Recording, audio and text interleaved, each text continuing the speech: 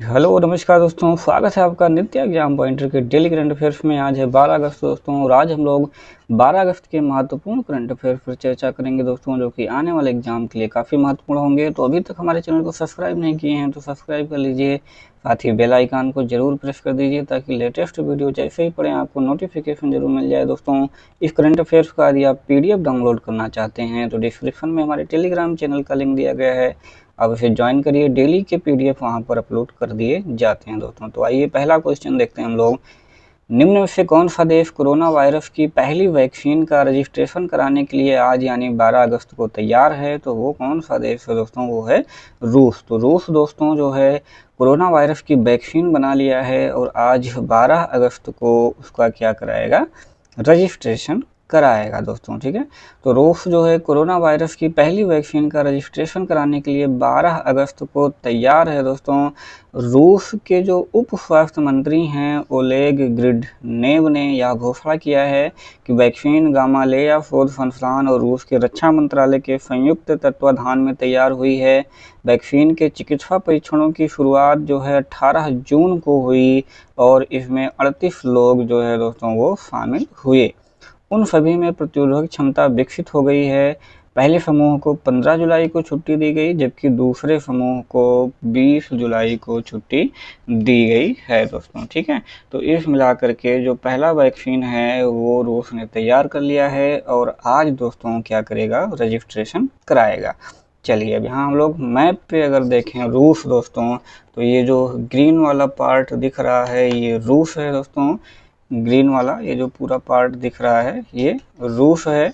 इधर वाला कैपिटल और लार्जेस्ट सिटी है दोस्तों मॉस्को, और प्रेसिडेंट हैं व्लादिमीर पुतिन, प्राइम मिनिस्टर हैं मिखाइल मिशुतिन, और करेंसी है दोस्तों रशियन रूबल। ठीक है, चलिए अगला प्रश्न देखेंगे। प्रश्न नंबर 2, किस राज्य में पहला रेशम प्रशिक्षण व उत्पादन केंद्र स्थापित किया जाएगा? तो वो किया जाएगा कहाँ पे दोस्तों? अरुणाचल प्रदेश में पहला रेशम प्रशिक्षण व उत्पादन केंद्र स्थापित किया जाएगा खादी और ग्रामोद्योग आयोग के द्वारा। ठीक है, इन्होंने निर्णय लिया है।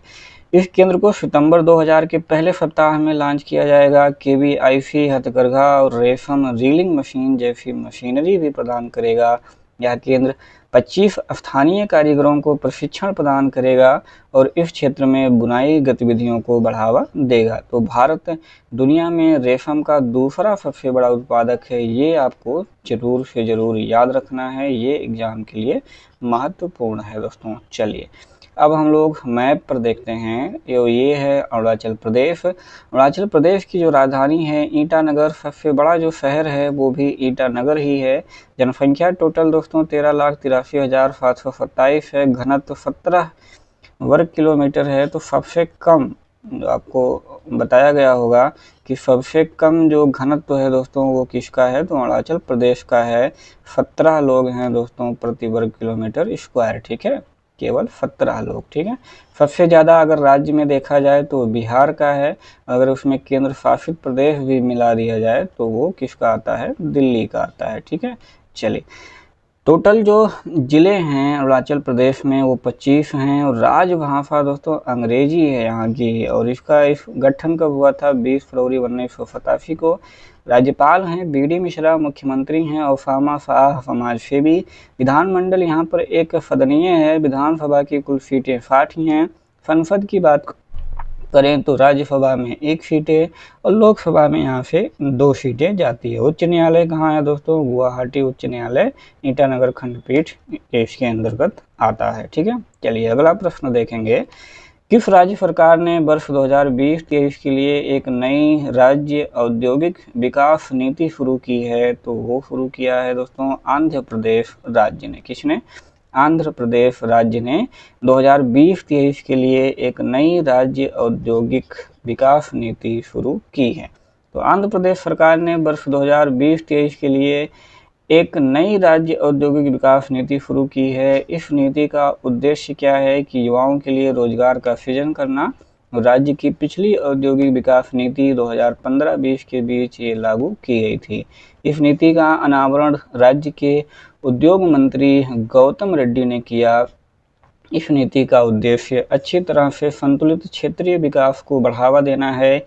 यह वैश्विक निवेश को आकर्षित करने के लिए कर्मचारियों को प्रशिक्षित और कौशल प्रदान करेंगे दोस्तों। ठीक है, तो यहाँ हम लोग अब मैप पर देख लेते हैं आंध्र प्रदेश। तो ये जो रेड वाला दिख रहा है आपको मैप पे, ये दोस्तों आंध्र प्रदेश है। ये पूरा आंध्र प्रदेश का जो गठन हुआ था दोस्तों, वो कब हुआ था? 1 नवंबर 1956 को। कैपिटल है दोस्तों विशाखापट्टनम, ये एग्जीक्यूटिव कैपिटल होगी। अमरावती लेजिस्लेटिव कैपिटल होगी और कुरनूल जुडिशियल कैपिटल होगी। और अभी जो हाल ही में 10 साल तक कैपिटल बने रहेगी वो हैदराबाद बनी रहेगी। तो ये 3 कैपिटल दोस्तों प्रस्तावित हैं आंध्र प्रदेश के लिए। इसको आपको याद रखना है कि कौन एग्जीक्यूटिव होगी, कौन लेजिस्लेटिव होगी और कौन जुडिशियल होगी। लार्जेस्ट सिटी विशाखापट्टनम ही है दोस्तों। गवर्नर हैं विश्वभूषण हरिचंदन, चीफ मिनिस्टर हैं वाईएस जगनमोहन रेड्डी।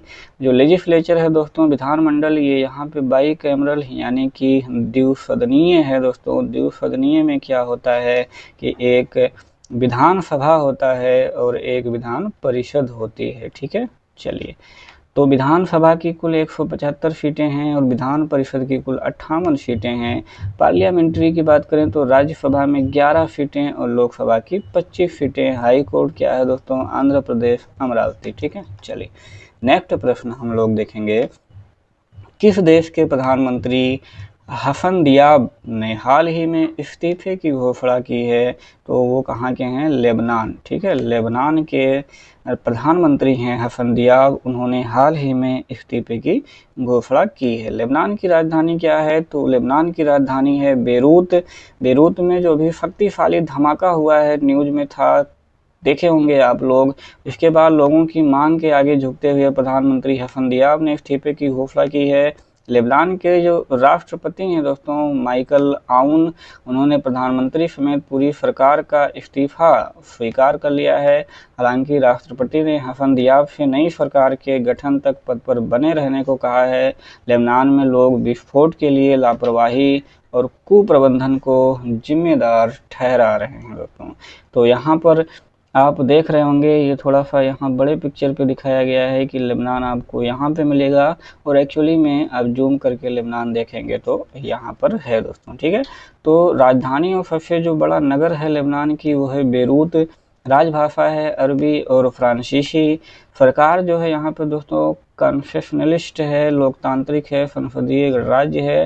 राष्ट्रपति हैं मिशेल सुलेमान, प्रधानमंत्री हैं साद हरीरी। ठीक है, नए हाल ही में भारतीय प्रधानमंत्री के द्वारा अंडमान और निकोबार द्वीप समूह के लिए किस परियोजना का उद्घाटन किया गया है दोस्तों? तो वो किया गया है सबमरीन केबल कनेक्टिविटी परियोजना। सबमरीन केबल कनेक्टिविटी परियोजना। तो प्रधानमंत्री के अनुसार अंडमान और निकोबार द्वीप समूह अपने सामरिक महत्व के कारण समुद्री और स्टार्टअप हब के रूप में विकसित होने जा रहा है और इसके लिए सरकार ने इस प्रकार की विकास पहलों पर प्रकाश डाला है। यह पोर्ट ब्लेयर को Swaraj Dweep, Little Andaman, Car Nicobar, Kamorta, Great Nicobar, Long Island और रंगत से जोड़ेगा। इस पहल से इन क्षेत्रों में पर्यटन को बढ़ावा मिलेगा, जिससे रोजगार सृजन में भी क्या होगी? वृद्धि आएगी। नेक्स्ट प्रश्न है क्वेश्चन नंबर 6। किस राज्य सरकार ने इंदिरा वन मितान योजना के शुभारंभ की घोषणा की है? तो इंदिरा वन मितान योजना की घोषणा किसने की है दोस्तों? छत्तीसगढ़ सरकार ने की है। ठीक है, किसने? छत्तीसगढ़ सरकार ने। छत्तीसगढ़ के मुख्यमंत्री हैं भूपेश बघेल। उन्होंने स्वदेशी लोगों के अंतर्राष्ट्रीय दिवस की पूर्व संध्या पर इंदिरा गांधी वन मितान योजना के शुभारंभ की घोषणा की है दोस्तों। यह छत्तीसगढ़ के वनवासियों का समर्थन करने और आत्मनिर्भरता हासिल करने की पहल है। इस योजना का उद्देश्य है कि छत्तीसगढ़ के अनुसूचित क्षेत्रों के 19 लाख परिवारों को स्वरोजगार के अवसर उपलब्ध कराया जाए। यह योजना फल देने वाले वृक्षों और औषधीय पौधों के रोपण को प्रोत्साहित करने के लिए है। अब हम लोग मैप पे देखते हैं तो ये जो रेड दिख रहा है दोस्तों, ये है छत्तीसगढ़। छत्तीसगढ़ की राजधानी है रायपुर, नवा रायपुर, अटल नगर। सबसे बड़ा जो शहर है वो रायपुर है। घनत्व है 189 प्रति वर्ग किलोमीटर। राजभाषा एक हिंदी है और एक छत्तीसगढ़ी है। जो गठन हुआ था वो 1 नवंबर 2000 को हुआ था। ये इम्पोर्टेंट है, पूछा जाता है। राज्यपाल है अनुसुईया उइके, मुख्यमंत्री हैं भूपेश बघेल। विधानमंडल जो है दोस्तों यहाँ पर एक सदनीय है। और विधानसभा की कुल कितनी सीटें हैं? 90 सीटें हैं। संसद की बात करें तो राज्यसभा में 5 सीटें और लोकसभा की कुल 11 सीटें जो है यहाँ से आती हैं। ठीक है, चलिए नेक्स्ट वर्ड देखेंगे 7 नंबर। किस कंपनी ने वन डिस्ट्रिक्ट वन प्रोडक्ट योजना, तो वन डिस्ट्रिक्ट वन प्रोडक्ट योजना कहाँ की है? सबसे पहले आपको इसको जानना है। उत्तर प्रदेश की है। इसके लिए उत्तर प्रदेश सरकार के साथ एक समझौता ज्ञापन पर हस्ताक्षर किए हैं। तो वो किसने किए हैं दोस्तों? फ्लिपकार्ट ने। ठीक है, अमेजन ने सबसे पहले किया था, अब जो है फ्लिपकार्ट ने भी कर दिया है। तो ई कॉमर्स कंपनी फ्लिपकार्ट ने शिल्पकारों, बुनकरों और कारीगरों को कारोबार में लाने के उद्देश्य से वन डिस्ट्रिक्ट वन प्रोडक्ट योजना के लिए उत्तर प्रदेश सरकार के साथ एक समझौता ज्ञापन पर हस्ताक्षर किए हैं। इस समझौते की मदद से जो उत्तर प्रदेश के इन सीमित क्षेत्रों वाले समुदायों को अपने विशेष उत्पादों और शिल्प को देश भर में लाखों ग्राहकों तक पहुंचाने में मदद मिलेगी। फ्लिपकार्ट समर्थ पहल के तहत e commerce portal, onboarding, free cataloguing, business insighting, account management, marketing और वेयर हाउसिंग सपोर्ट जैसे जो टाइम बाउंड इंक्यूबेशन सपोर्ट हैं वो सब भी प्रदान करेगा दोस्तों। ठीक है, चलिए नेक्स्ट क्वेश्चन देखेंगे। एसीजे खोजी पत्रकारिता पुरस्कार से किसे सम्मानित किया गया है? तो एसीजे खोजी पत्रकारिता पुरस्कार से नितिन सेठी को जो है दोस्तों सम्मानित किया गया है। तो हफिंगटन पोस्ट इंडिया के नितिन सेठी को उनकी 6 भाग वाली श्रृंखला है जिसका शीर्षक है चुनावी बांड पर पैसा पॉलिटिक्स है के लिए एसीजे यानी कि एशियन कॉलेज ऑफ जर्नलिज्म खोजी पत्रिका पुरस्कार से सम्मानित किया गया है। उन्हें पुरस्कार राशि में 2 लाख रुपए के पुरस्कार के साथ एक टॉफी और प्रशस्ति पत्र से दोस्तों सम्मानित किया गया है। यह पुरस्कार उन्हें विश्व स्वास्थ्य संगठन के मुख्य वैज्ञानिक द्वारा प्रदान किया गया है। इस आयोजन की जो मुख्य अतिथि थे वो डॉक्टर सौम्या स्वामीनाथन थी। पत्रकार जेफ जोसेफ पॉल कादिचिनी की कृति द लेड में प्रकाशित केरल द कॉन्टेंशियस कवेरीज के कार्य को भी जूरी द्वारा विशेष उल्लेखों से सम्मानित किया गया है।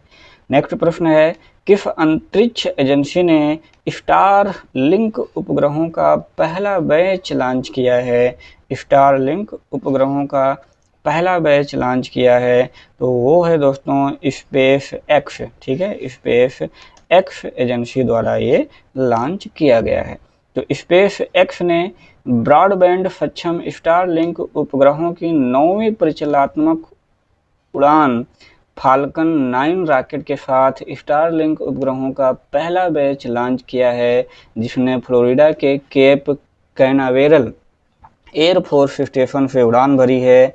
यह उपग्रह एक नई विजोरसैट किस्म है जो छोटे इंटरनेट बीमिंग उपग्रहों को विशेष रूप से खगोलविदों के दूरबीनों के लिए जमीन पर कम चमकदार बनाने में मदद करेगा। तो स्टारलिंक परियोजना के तहत स्पेस एक्स कम पृथ्वी की कक्षा में हजारों उपग्रहों को तैनात करेगा और दुनिया भर में उच्च गति इंटरनेट कनेक्शन प्रदान करेगा। तो ये आपको ध्यान में रखना है। पिछला जो प्रश्न पूछा गया था कि अमेजिंग अयोध्या पुस्तक के लेखक कौन हैं, तो वो हैं दोस्तों नीना राय। ठीक है, नीना राय ने अमेजिंग अयोध्या पुस्तक लिखी है। यह पुस्तक अयोध्या शहर के बारे में प्रामाणिक जानकारी प्रदान करती है जो प्राचीन हिंदुओं के समय और जीवन और राम और सीता के श्रद्धेय आंकड़ों को समझने में मदद करती है। पुस्तक को ब्लूम्सबरी द्वारा प्रकाशित किया गया है।